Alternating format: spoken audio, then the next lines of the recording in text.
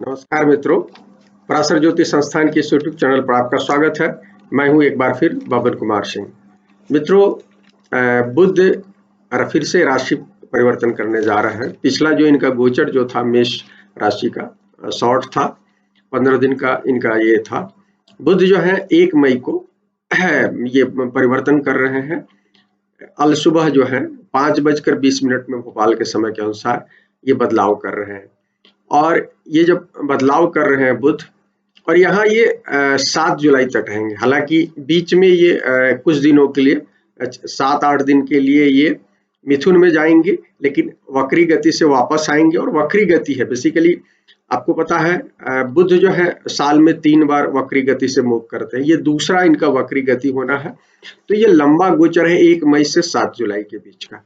लेकिन हमने कहा कि 26 मई कोई निकलकर मिथुन में जाएंगे और फिर से 3 मई को ये 3 जून को वापस आ जाएंगे यहाँ, और फिर ये गोचर करेंगे यहाँ, वक्री गति से गोचर करेंगे। इसका विस्तार से बताते हैं। मित्रों, ये पंचांग की जो स्थिति है जब यहाँ आ रहे हैं, वैशाख कृष्ण पंचमी तिथि है, शुक्रवार है और मूल नक्षत्र है। मित्रों, ये सिद्धि योग होगा और कौलव करण है। तो देखिए इसमें जो है कृष्ण पंचमी जो है गुरु उसके स्वामी होते हैं, शुक्रवार के शुक्र स्वामी हो गए, मूल नक्षत्र के केतु हुए, सिद्धि योग के भी केतु कहे गए हैं स्वामी, कौलव करण जो है मंगल है। तो दो जो 3 क्षेत्र जो है, इस पर 2 क्षेत्रों पर केतु, 1 क्षेत्र पर मंगल, क्रूर ग्रहों का प्रभाव है। और गुरु और शुक्र 2 क्षेत्रों पर प्रभाव है पंचांग के हिसाब से। चंद्र के होरा में ये क्या कहते हैं बदलाव हो रहा है।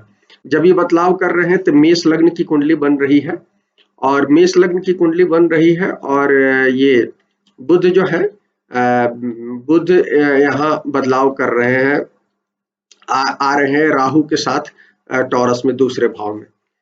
और खास बात यह है कि 11वें भाव में यहाँ सर्वाधिक सर्वाष्टक वर्ग के बिंदु 37 अंक यहाँ दर्ज है।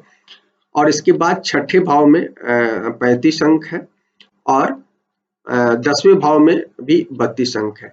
तो देखिए 2 चीजें इसमें महत्वपूर्ण है। एक तो जहां गुरु 11वें भाव में कुंभ में बैठे हैं, वहां सब सर्वाधिक नंबर है, मतलब गुरु बहुत मजबूत होकर बैठे हुए हैं, पहली चीज। दूसरी चीज ये है कि अर्थ त्रिकोण जो है, अर्थ त्रिकोण महत्वपूर्ण हो रहा है इस गोचर में। अर्थ त्रिकोण सबसे महत्वपूर्ण हो रहा है, ये दूसरी बात महत्वपूर्ण है। तो इस बात को ध्यान रखना होगा। कहने का मतलब ये है कि कहीं ना कहीं आर्थिक गतिविधियों में बढ़ने या इस तरह का कोई संकेत है। हालांकि ये लंबा गोचर है और ये गोचर चलना है, लगभग 2 महीने के आसपास में गोचर है टॉरस में। और लेकिन इसमें आधे समय से ज्यादा, लगभग 3 वीक से ज्यादा जो है ये रहेंगे, वक्री गति से रहेंगे। वक्री गति की कुछ बातें करेंगे, जब वक्री होंगे तो उस समय हम कुछ और बात बताएंगे। आप इसको इसमें ज्यादातर आप इसको वो रखें। इस बार ये जो है इस समय क्या कहलाता है, ये जो ये यहाँ होंगे, वक्री होगा। ये वक्री गोचर जो है 1 जून से 30 जून के बीच 23 जून के बीच में है, माने 22 डिग्री वृषभ में जाएंगे। और ये जो मिथुन में जो जा रहे हैं, 26 को निकलकर मिथुन में जाएंगे और फिर ये लौट कर आ रहे हैं वहां मिथुन से। तो इसमें मिथुन में जो है ये मात्र लगभग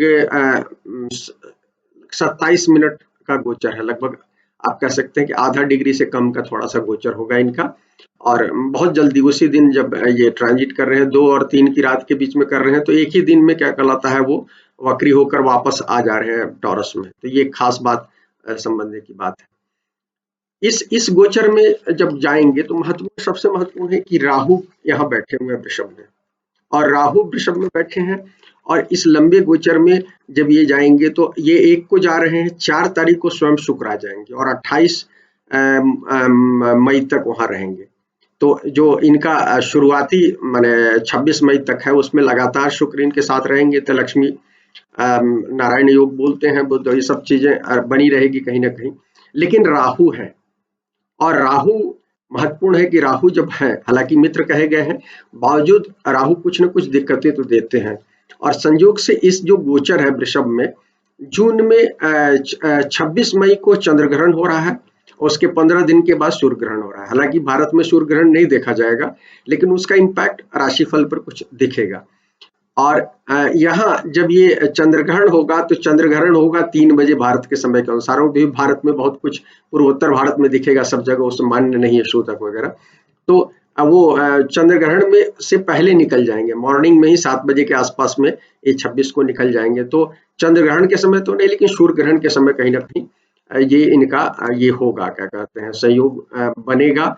और वो महत्वपूर्ण है जिस समय सूर्य ग्रहण होगा 10 जून को, उस समय लगभग कम्बस्ट रहेंगे, अस्त रहेंगे बुध। आपको पता है बुध प्राय अस्त रहते हैं, और लेकिन अस्त रहेंगे तो कहीं ना कहीं ग्रहण का प्रभाव बुध पर भी पड़ेगा, तो बुध के जातकों या बुध प्रोमिनेंट जातकों को उसका वो होगा। तो ओवरऑल इस चीज को समझने की जरूरत है। खास बात और भी हम बताना चाहते हैं कि राहु में ये जो होगा, क्या कहलाता है, सर्वाधिक इनका जो ये रोहिणी में राहु के साथ बुध का संयोग होगा। इससे ये बताने से पहले आपको बता दूं कि नक्षत्र में कैसे गोचर है। तो कृतिका, ये आपको पता है वृषभ में 3 नक्षत्र आते हैं। कृतिका जो है 10 डिग्री तक होता है, रोहिणी जो होता है 23 डिग्री तक होता है, 23-20 तक, और उसके बाद जो है दो चरण ये होते हैं, वृक्षिणा के होते हैं। तो चूंकि रोहिणी नक्षत्र से राहु का गोचर हो रहा है, और रोहिणी में देखिए हमने बताया है, हमने एक अलग वीडियो बनाया है रोहिणी में, पिछले साल बनाया था जब आए थे राहु वृषभ में, तो हमने बताया था, इस वीडियो को आप देखें, उसमें हमने विस्तार से बताया है कि कैसे रोहिणी में सकट भेदन, ये जब भी क्रूर ग्रह होते हैं, चाहे शनि हो या राहु हो, तो भारत के लिए स्पेशली राहु किस तरह से डिस्ट्रप्टर है, कहीं ना कहीं परेशानी देते हैं। तो वो अभी हम देख भी रहे हैं। हम जो अभी कोविड का जो आतंक हुआ, जिस तरह से ये बात कहीं ना कहीं, गुरु जब कमजोर थे, मकर से जब वो निकल रहे थे, उस समय मेजर एक वेव आया कोरोना का, जिसमें हम माने बड़ी संख्या में, हजारों की संख्या में जाने गई। ये दुखद है, और ये चीज कहीं ना कहीं ये महत्वपूर्ण है। इस चीज को समझने की जरूरत है कि कहीं ना कहीं ये रोहिणी में आने के कारण, और चूंकि ऑलरेडी भारत की कुंडली जो टॉरस लग्न की कुंडली है, उसमें 8वां भाव अफ्लिक्टेड है। 8वां भाव जो है, एक तरफ केतु है और दूसरी तरफ शनि है, 9वें में शनि है और 7वें में केतु बैठे हैं। तो कहीं ना कहीं 8वें भाव जो आयु का, मृत्यु का भाव होता है, वो अफ्लिक्ट किए हुए हैं। दूसरी ओर दशा जो है, विंशोत्तरी दशा में अच्छी दशा भारत की नहीं चल रही है। चंद्रमा में शनि की दशा चल रही है, 2019 दिसंबर से शुरू हुई है, ये 10 जुलाई तक ही रहेगी। तो भारतवर्ष की कुंडली में ये स्थितियां हैं। इसी तरह से आप देखिए, नरेंद्र मोदी साहब ने जब प्रधानमंत्री की शपथ ली थी, तो उस कुंडली में भी 8वें भाव में मंगल और राहु जैसे ग्रह बैठे हुए हैं। तो 8वां भाव पीड़ित है।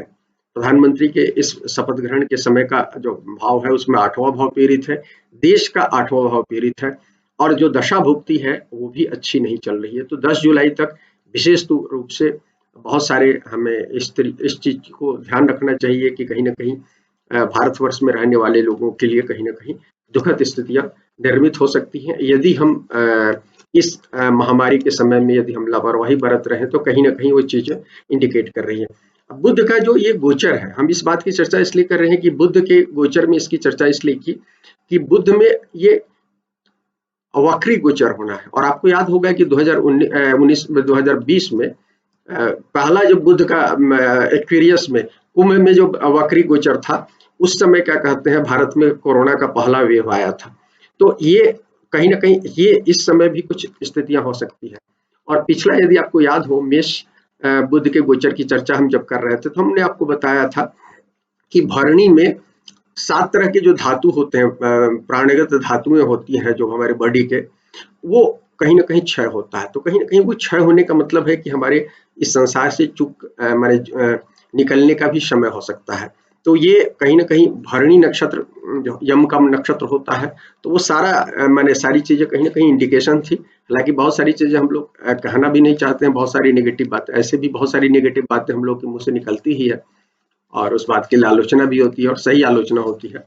तो इस संदर्भ में हम कहना चाहते हैं कि लेकिन अभी जो स्थितियां बनी हुई है, जो घटनाएं हुई है, इस संदर्भ में ये चर्चा करना जरूरी है कि हमें अभी सतर्क रहना होगा मई और जून की स्थिति में। और कारण कि न केवल बुध का संयोग अभी मेष में चलते हुए बुध और मरकरी का, बुध और मंगल का वो था, राशि परिवर्तन था, और आगे भी देखिएगा कि ये क्या कहलाता है, स्थितियां बनी हुई है। चूंकि मंगल जो है और उससे गुजरने वाले हैं, क्या कहते हैं, राहु के उससे गुजरने वाले हैं। तो वहां से भी मंगल का भी जो गोचर है वो कहीं ना कहीं राहु के आद्रा नक्षत्र से गुजर रहे हैं, वो भी बहुत पॉजिटिव नहीं है, पहली चीज है। उसके बाद मंगल जो है नीच के होने वाले हैं। तो मंगल का ये दोनों जो गोचर है मिथुन की राशि से और उसके बाद कर्क राशि से, और भारत की कुंडली में जो महादशा की स्थिति है, 8वें भाव की जो स्थितियां हैं, सारी कहीं ना कहीं ऐसी बातों की ओर इशारा करती है जो हमारे लिए सुखद नहीं है। तो इसलिए हमें कहीं ना कहीं सावधान रहना चाहिए। और बुध का वृषभ जो गोचर है इस संदर्भ में महत्वपूर्ण हो जाता है। रोहिणी में जब ये संयोग होगा तो ये 11 मई को हो रहा है राहु और बुध का संयोग से। इस बार एक अच्छी बात है कि एक ही बार क्या कहलाता है, हालांकि इनका ये इनका ट्रांजिट होगा 3 जून के बाद, वापस आएंगे वृषभ में और वक्री होंगे, लेकिन ये 22 डिग्री से निकल जाएंगे। और राहु उल्टी चलते हैं, ऑलरेडी 18 डिग्री पर है और वो उस समय 15-16 डिग्री पर आ जाएंगे, तो 6-7 डिग्री का अंतर रहेगा। तो एक अच्छी चीज है कि एक ही बार क्रॉस करेंगे, इनका 2 या 3 बार का क्रॉसिंग का मामला नहीं है, तो एक अच्छी चीज जरूर है। लेकिन ये कहीं ना कहीं वो असर उसका कहीं ना कहीं आप देख सकते हैं, क्योंकि ये रोहिणी को टच करेंगे, रोहिणी नक्षत्र को टच करेंगे, क्योंकि 23-20 तो 22 तक आएंगे तो रोहिणी नक्षत्र को टच करेंगे और रोहिणी में ही राहु रहेंगे, तो थोड़ा सा असर उस समय आप देख सकते हैं जून में भी। तो इसलिए हमको बहुत ध्यान रखने की जरूरत है। एक खास बात हमने नोट किया है कि 15 मई तक राहु के नक्षत्र आद्रा में मंगल होंगे, और मंगल जो है बुध की राशि में भी है, तो इसलिए क्या कहलाता है, दोनों का माने से प्रभाव पड़ेगा। दूसरी चीज है, मंगल पर राहु की दृष्टि है, पहली चीज राहु को मंगल देख रहे हैं, वो मंगल राहु देख रहे हैं मंगल को।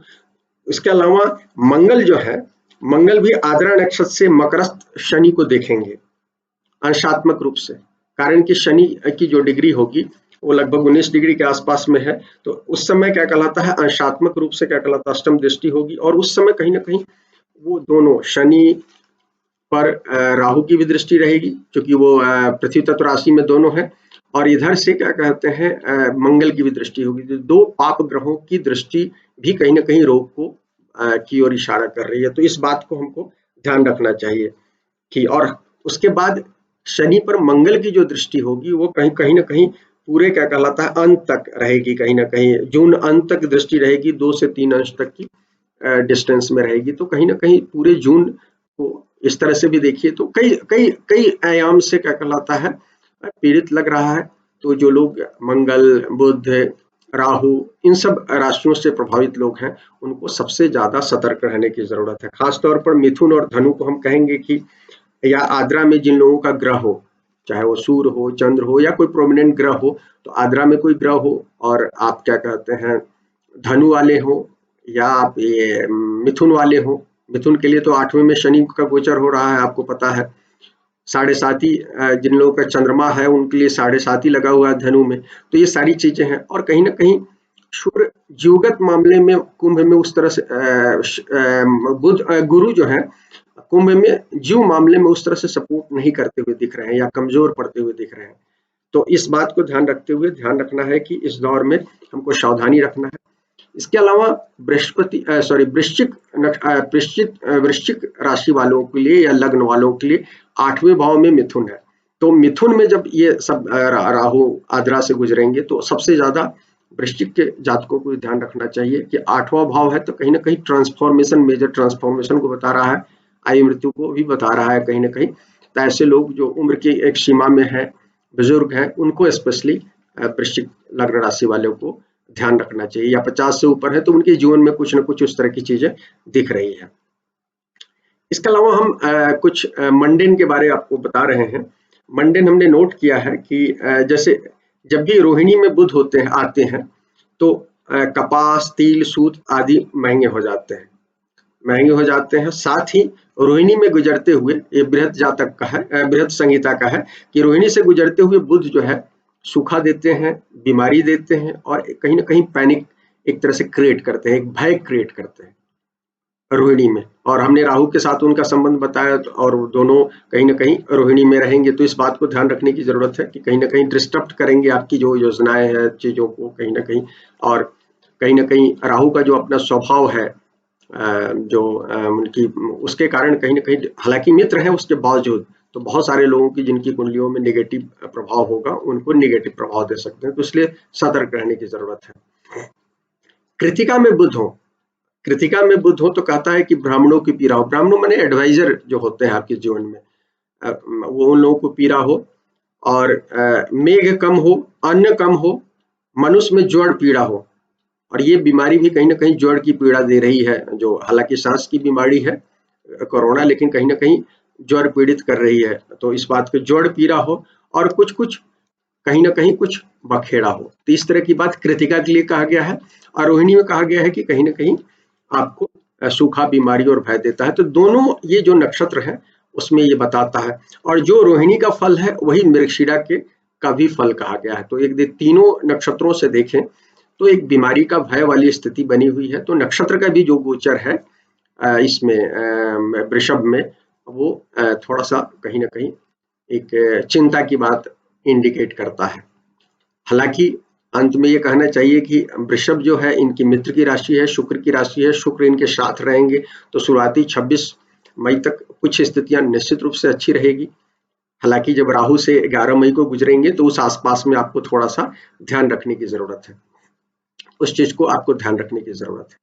तो मित्रों ये कुछ बातें हमने आपको बताई। ये हाँ, एक चीज मैं भूल गया इसमें अंत में बता दूं कि सूर्य के साथ भी ये गोचर होगा इस समय। और मैंने बताया था आपको सूर्य ग्रहण होगा 10 के आसपास। तो सूर्य जो है 14 मई से 15 जून के बीच में, ये चूंकि 7 जुलाई तक का हमने बताया है कि 7 जुलाई तक का ये गोचर है, बीच में 6-7 दिन छोड़कर। तो इसलिए आपको ध्यान रखना है कि सूर्य के साथ भी होंगे तो कुछ चीजें पॉजिटिव भी होंगी, जैसे हमने कहा कि शुक्र के साथ होंगे, सूर्य के साथ होंगे, लेकिन चूंकि सूर्य की राहु के साथ पीड़ित रहेंगे, और हमने बताया कि वो ग्रहण होगा तो ग्रहण के कहीं कारण, और उस समय कंबसन में रहेंगे, ये अस्त रहेंगे, तो इन सब कारणों से कहीं ना कहीं कुछ चीजें आपको दिक्कतें हो सकती हैं। मित्रों अब हम फटाफट राशिफल की कुछ बात कर लेते हैं।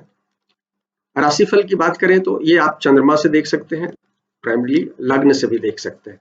मित्रों मेष लग्न राशि की बात करते हैं, तीसरे और छठे के स्वामी होते हैं, दूसरे भाव से गुजर रहे हैं। तो यहाँ सबसे ज्यादा हम आपको कहेंगे कि देखिए राहु के साथ है, इसलिए हम कहना चाहते हैं। हालांकि देखिए बुध जहां होते हैं वाणी और अपने मित्र के घर में है, लेकिन तो अभी वाणी के मामले में सतर्क रहिएगा, खासकर 11 मई के आसपास में। और जब वो वक्री रहेंगे उस स्थितियों में आपको सावधानी रखनी होगी। पैतृक संपत्ति में इसके कारण कुछ विवाद वगैरह हो सकता है। हालांकि ये धन लाभ होगा, कहीं ना कहीं धन लाभ की स्थिति बता रहा है, इस पीरियड में धन लाभ हो सकता है। फूड के मामले में भी हम कहेंगे कि फूड में भी ध्यान रखिएगा, दूसरे भाव से जा रहे हैं, राहु है इसके कारण कह रहे हैं।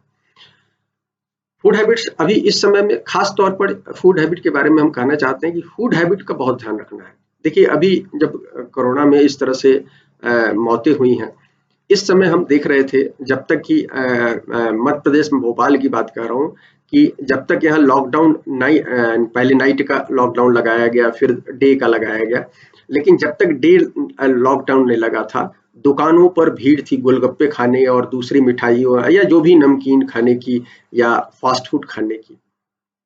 हमें ये बात समझना चाहिए कि ये जो बीमारी है हमारे प्रतिरोधक क्षमता की बीमारी है। हम बहुत आसानी से सरकार को गाली दे सकते हैं, हम अपने अधिकारियों को गाली दे सकते हैं, निश्चित रूप से उनकी लापरवाही है। हमने तो कहा ही है कि मंगल राजा और मंगल मंत्री है, तो इस साल राजतंत्र से, मैंने अपने राजाओं से, अपने मंत्रियों से, अपने अधिकारियों से बहुत ज्यादा उम्मीद नहीं पाले आप, क्योंकि वहां से आपको बहुत राहत नहीं दिख रही है। लेकिन दिक्कत यह है कि हम स्वयं इस बात के लिए जिम्मेवार है कि हम जब देख रहे हैं कि कोविड का इस तरह का वो है और हम बाहर के खाने पर जोर लगाए हुए, कहीं ना कहीं अभी हम अपने मोहल्ले में अभी देख रहा हूँ टेम्परेचर जो है कभी कभी 40 क्रॉस कर रहा है। जनरली टेम्परेचर 35, टेम्परेचर 30-32 टेम्परेचर पर लोग एसी चला रहे हैं, कूलर चला रहे हैं। तो आप जब इस तरह के वातावरण में जी रहे हैं, चारों तरफ पॉल्यूशन की स्थिति है, शहरों में हमने सब चीज खत्म कर दिया है, पर्यावरण प्रेम लगभग खत्म सा है।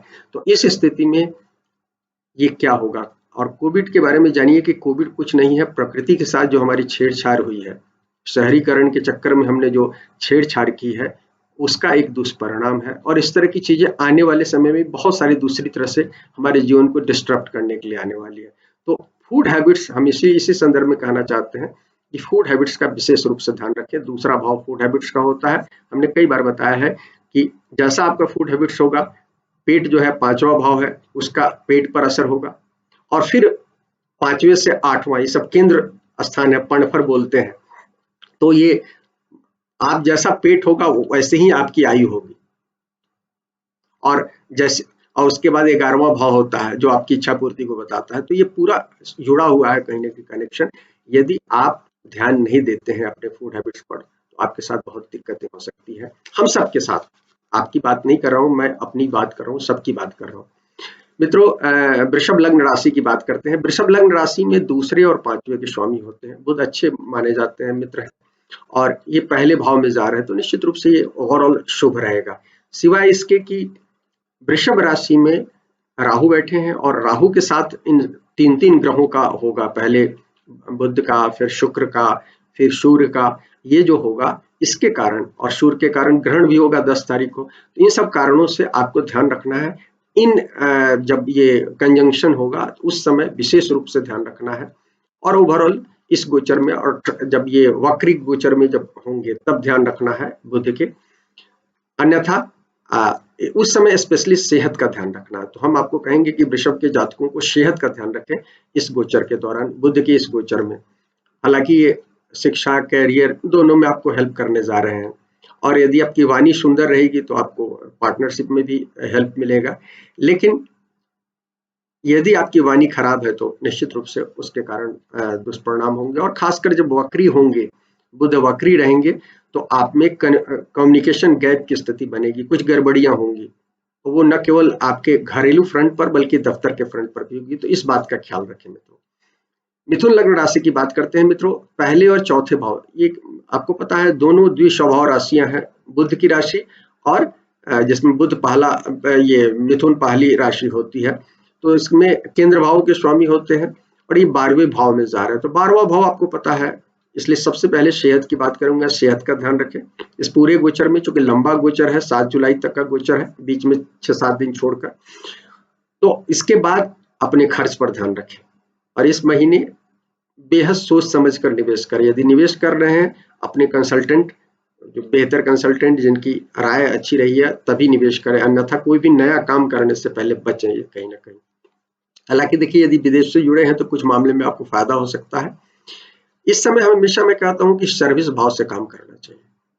और इस समय कोविड के समय में स्पेशली बहुत ज्यादा मिथुन के जातकों को ध्यान रखना है, क्योंकि इनके 8वें भाव से अष्टमस्थ शनि जा रहे हैं, और चंद्रमा से तो बहुत खराब कहा गया है, लग्न से भी इसका इम्पैक्ट बहुत अच्छा नहीं होता है। तो इसलिए बेहद जरूरी है कि इस पीरियड में, और खासकर जिन पीरियड की पहले हमने चर्चा की है इंट्रोडक्शन में, उस चीज का ध्यान रखें। और आप काम इसलिए करें कि जो गीता का कहा गया है कि भाई कर्म करना आपका अधिकार है, फल की चिंता करना आपका अधिकार नहीं। फल तो देगा, देखिए प्रकृति आप जो कर्म करते हैं उसका फल देती है। पॉजिटिव कर्म करते हैं तो पॉजिटिव देगी, नेगेटिव करते हैं तो नेगेटिव देगी। तो फल की चिंता नहीं कीजिए इस समय, और सर्विस ओरिएंटेशन से काम करें तो अच्छा है।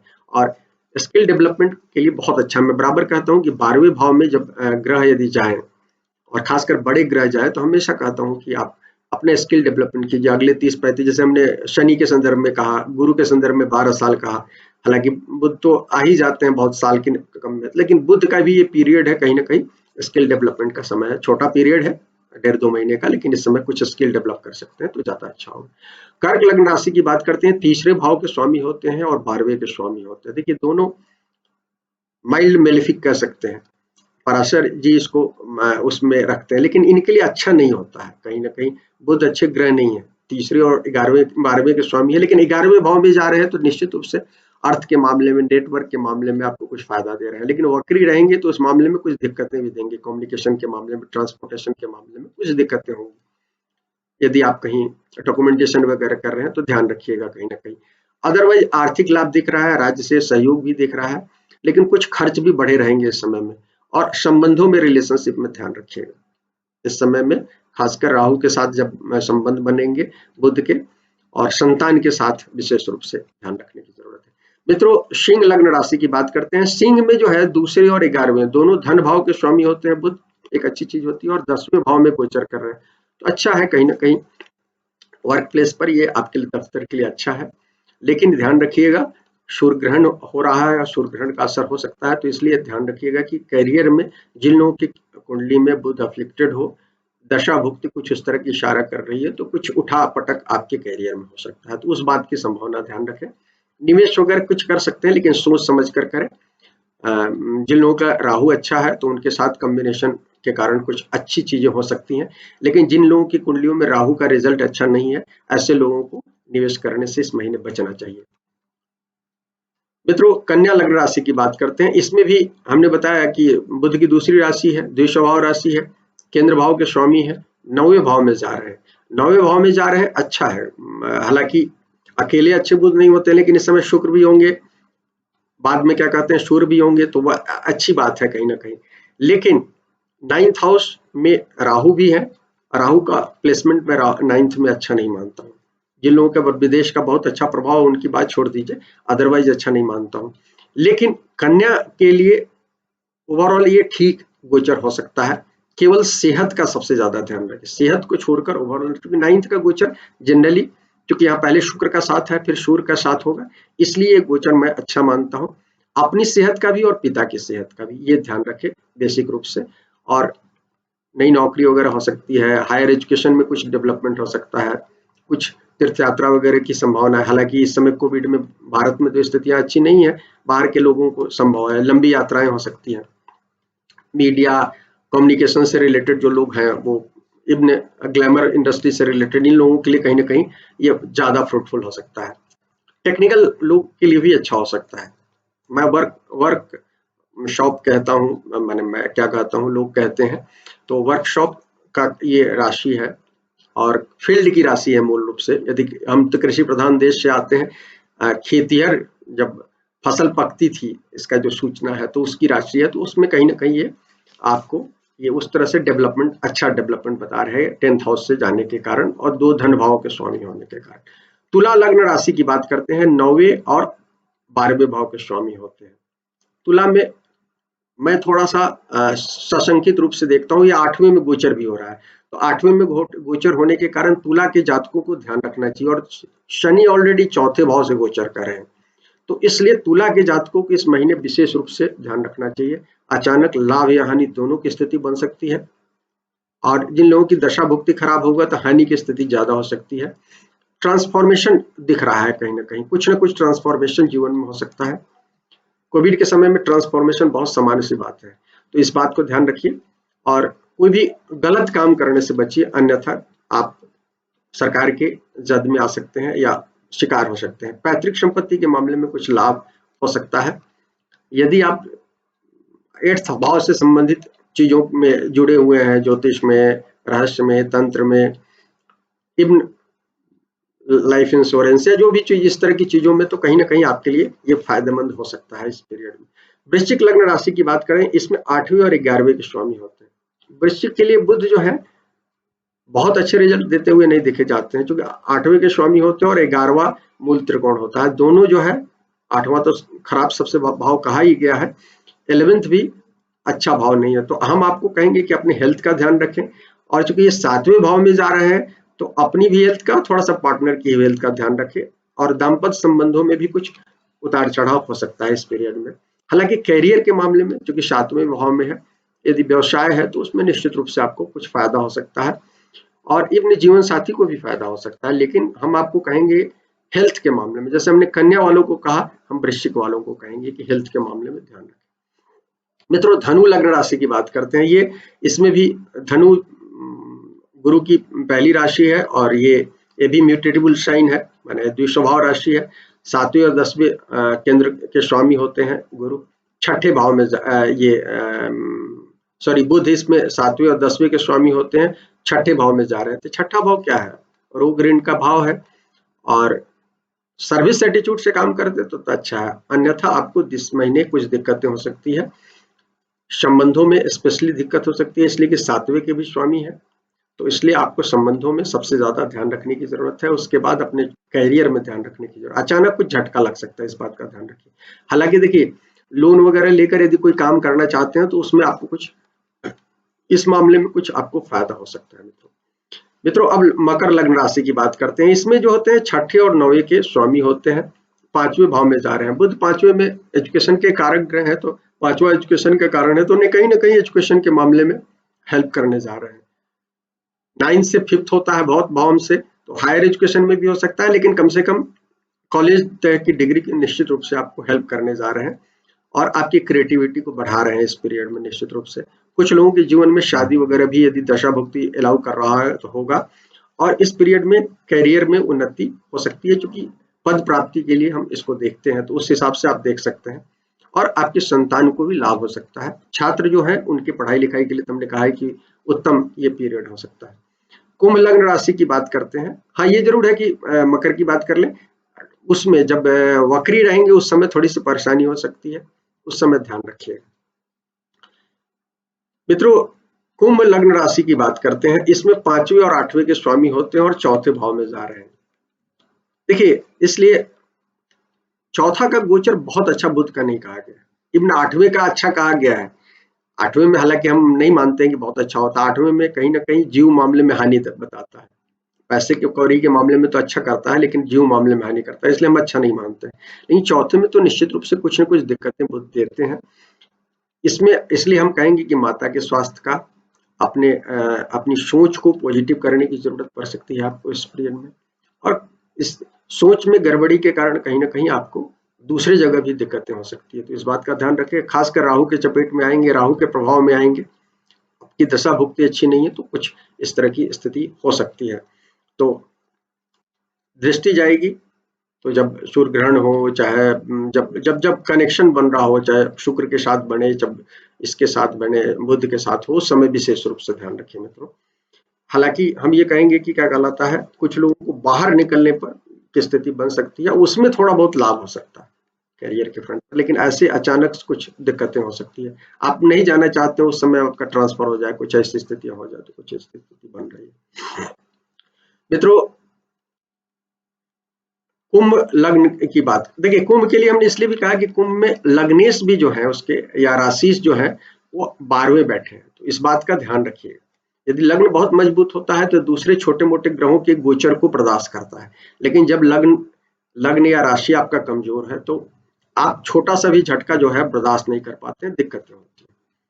तो इसलिए आपको हम इसलिए हम कुंभ वाले को भी कहेंगे थोड़ा सा सेहत का ध्यान रखें मित्रों। अब अंतिम मीन लग्न राशि की बात करते हैं। इसमें भी द्विसुभाव राशि है, 2 केंद्रों के स्वामी है, चौथे और 7वें के स्वामी है, तीसरे भाव में जा रहे हैं। तीसरे भाव में बुध, देखिए कोई भी शुभ ग्रह तीसरे भाव में बहुत अच्छा तो नहीं होता है, बहुत एक्शन तो नहीं देते हैं, लेकिन तो भी कुछ चीजें आपको हो सकती है, यात्रा से कुछ फायदा हो सकता है, कम्युनिकेशन में वो जब वक्री हो तब, और जब वो ग्रहों के साथ संयोग बनाए, बुध शुक्र सूर्य के साथ संयोग बनाए, तब कुछ छोड़कर आपको कुछ फायदा हो सकता है। लेकिन उस पीरियड में 2-4-5 दिन आगे पीछे निश्चित रूप से आपको सावधान रहना चाहिए, अन्यथा कुछ दिक्कतें हो सकती है। सेहत का आप भी ध्यान रखें, सेहत का ध्यान रखें। और कुछ लोगों के रिश्तों में कुछ उतार चढ़ाव हो सकता है, खासकर छोटे भाई बहन के साथ स्पेशली ध्यान रखने की जरूरत है, पड़ोसी के साथ ध्यान रखने की जरूरत है, नेबरहुड समस्या आ सकती है। तो मित्रों, ये बुध के इस टॉरस गोचर की हमने बात कही, और थोड़ा सा और हम आपको जब वक्री होंगे उस समय कुछ बातें आपसे शेयर करेंगे। मित्रों, तब तक इजाजत दीजिए, और यदि वीडियो पसंद आए तो लाइक करें, शेयर करें, और हमारे चैनल को सब्सक्राइब करें, और बेल बटन दबाना भूलें नहीं। शुक्रिया मित्रों।